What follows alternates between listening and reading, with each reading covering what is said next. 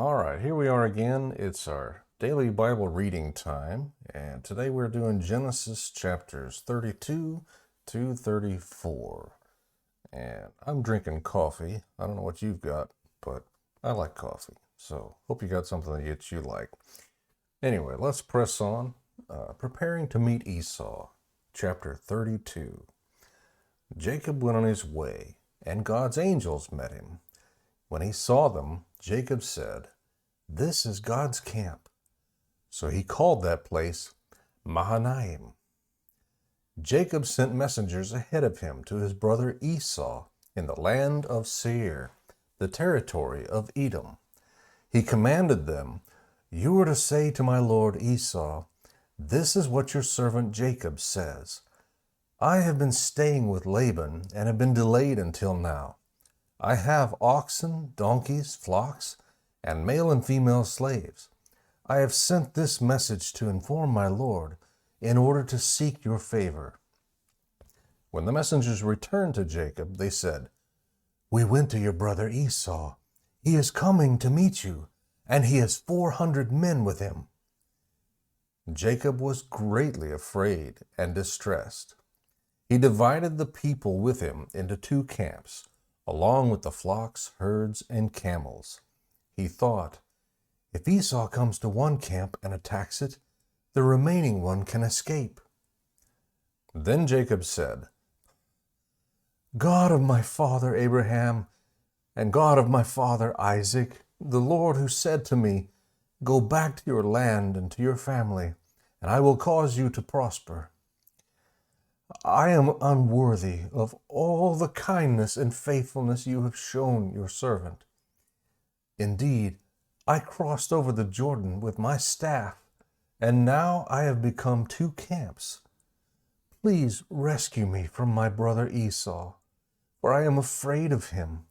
Otherwise, he may come and attack me, the mothers, and their children.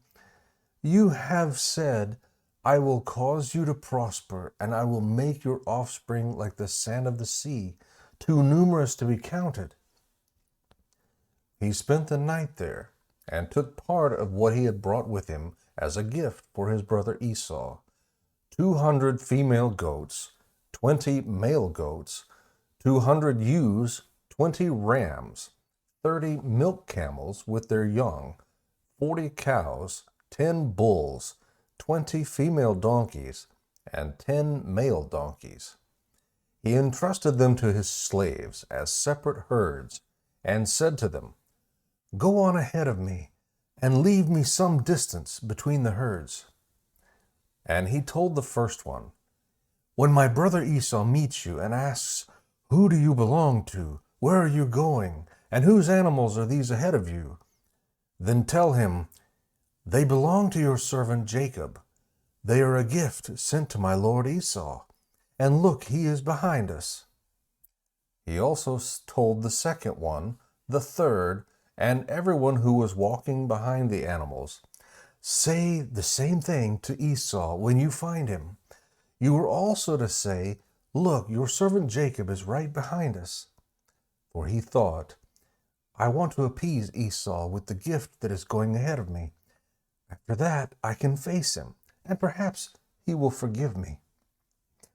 So the gift was sent on ahead of him, while he remained in the camp that night.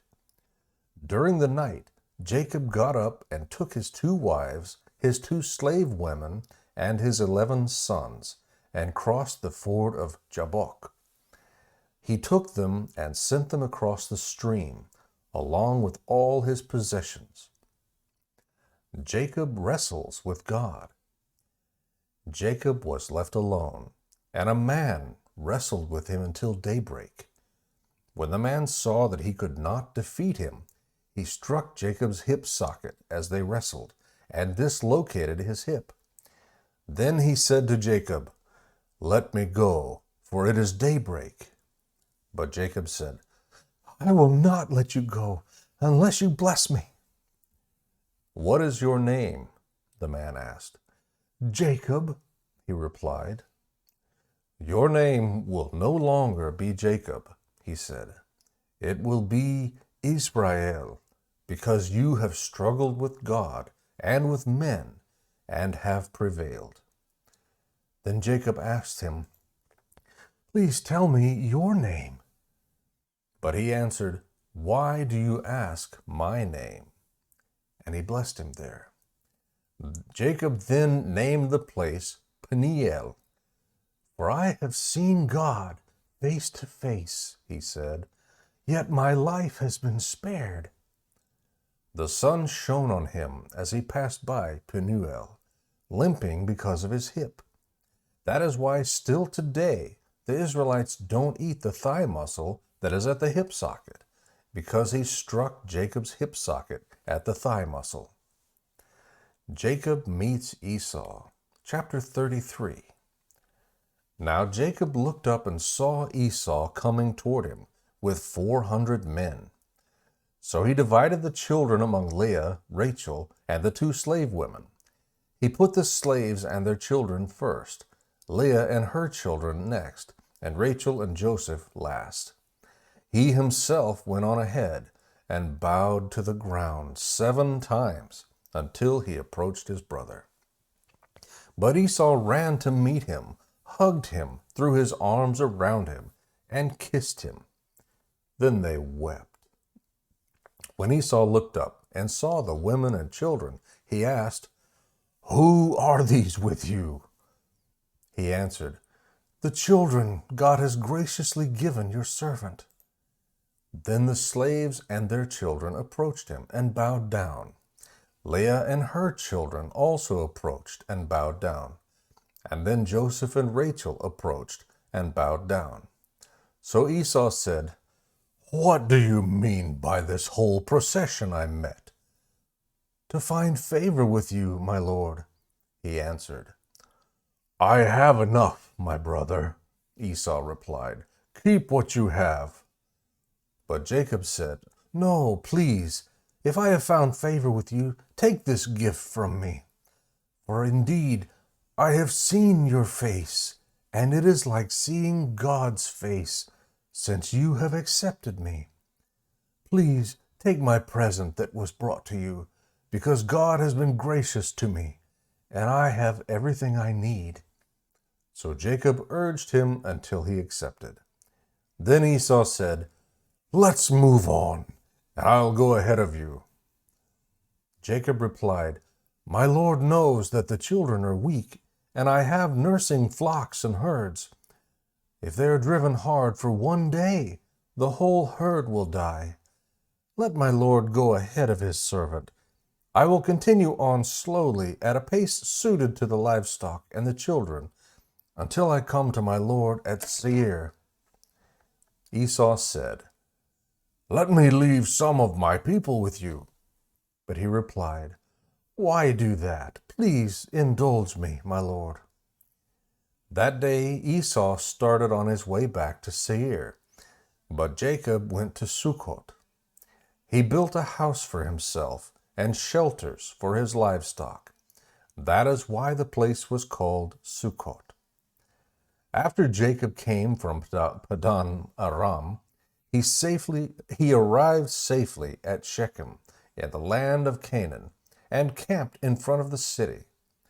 He purchased a section of the field where he had pitched his tent from the sons of Hamor, Shechem's father, for 100 pieces of silver.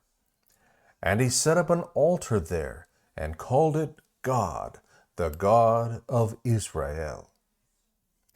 Dinah defiled. Chapter 34. Leah's daughter Dinah, whom Leah bore to Jacob, went out to see some of the young women of the area.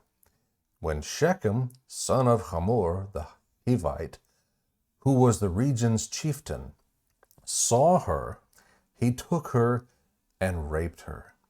He became infatuated with Jacob's daughter Dinah. He loved the young girl and spoke tenderly to her. "Get me this girl as a wife," he told his father. Jacob heard that Shechem had defiled his daughter Dinah. But since his sons were with his livestock in the field, he remained silent until they returned. Meanwhile, Shechem's father, Hamor, came to speak with Jacob. Jacob's sons returned from the field when they heard about the incident. They were deeply grieved and very angry, for Shechem had committed an outrage against Israel by raping Jacob's daughter, and such a thing should not be done. Hamor said to Jacob's sons, "My son Shechem has his heart set on your daughter. Please give her to him as a wife. Intermarry with us. Give your daughters to us, and take our daughters for yourselves. Live with us. The land is before you. Settle here, move about, and acquire property in it." Then Shechem said to Dinah's father and brothers, "Grant me this favor, and I'll give you whatever you say. Demand of me a high compensation and gift. I'll give you whatever you ask. Just give the girl to be my wife." But Jacob's sons answered Shechem and his father Hamor deceitfully, because he had defiled their sister Dinah. "We cannot do this thing," they said to him. "Giving our sister to an uncircumcised man is a disgrace to us. We will agree with you only on this condition. If all your males are circumcised as we are, then we will give you our daughters, take your daughters for ourselves, live with you, and become one people. But if you will not listen to us and be circumcised, then we will take our daughter and go." Their words seemed good to Hamor and his son Shechem. The young man did not delay doing this, because he was delighted with Jacob's daughter. Now he was the most important in all his father's family. So Hamor and his son Shechem went to the gate of their city and spoke to the men of their city. "These men are peaceful toward us," they said. "Let them live in our land and move about in it, for indeed the region is large enough for them. Let's take their daughters as our wives and give our daughters to them. But the men will agree to live with us and be one people only on this condition: if all our men are circumcised as they are. Won't their livestock, their possessions, and all their animals become ours? Only let's agree with them, and they will live with us." All the men who had come to the city gates listened to Hamor and his son Shechem, and all those men were circumcised.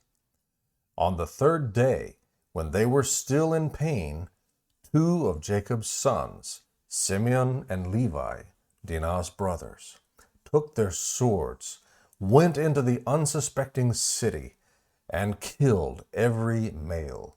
They killed Hamor and his son Shechem with their swords, took Dinah from Shechem's house, and went away. Jacob's sons came to the slaughter and plundered the city because their sister had been defiled. They took their flocks, herds, donkeys, and whatever was in the city and in the field. They captured all their possessions, dependents, and wives, and plundered everything in the houses. Then Jacob said to Simeon and Levi, "You have brought trouble on me, making me odious to the inhabitants of the land, the Canaanites and the Perizzites. We are few in number. If they unite against me and attack me, I and my household will be destroyed." But they answered, "Should he treat our sister like a prostitute?" May the Lord bless the reading and study of his word.